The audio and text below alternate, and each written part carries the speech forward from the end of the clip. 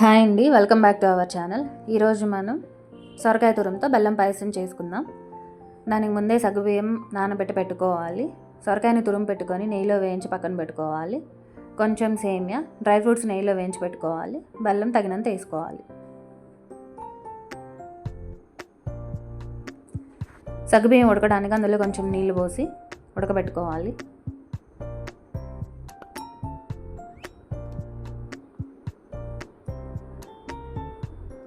సగ్గుబియ్యం ఉడికిపోయింది.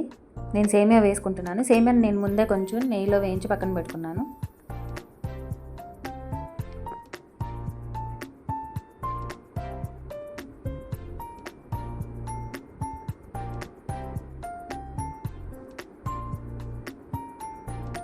తర్వాత ముందే మనం నెయ్యిలో పచ్చివాసన పోయిందాక వేయించి పెట్టుకున్న సొరకాయ తురం వేసుకుంటున్నాను.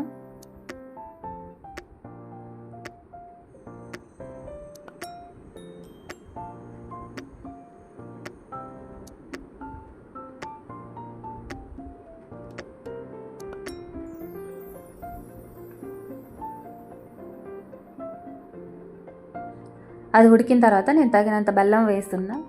ఎక్కువ తినేవాళ్ళు ఎక్కువ కూడా వేసుకోవచ్చు.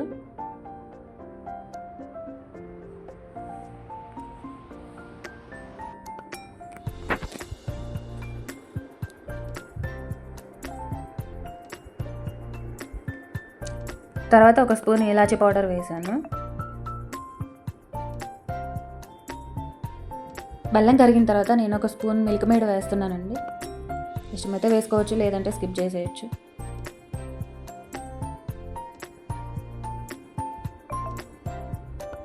ముందే నేను కాచి చల్లారబెట్టుకున్న పాలు ఒక కప్పు వేసాను.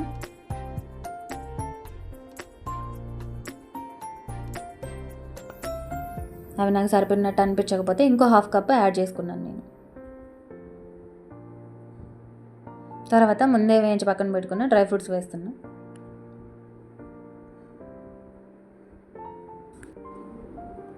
చెరువు ఒక బౌల్ తీసుకొని వేసుకొని అందులో ఇంకొంచెం డ్రై ఫ్రూట్స్ యాడ్ చేసుకొని సర్వ్ చేసేసుకోవడమే.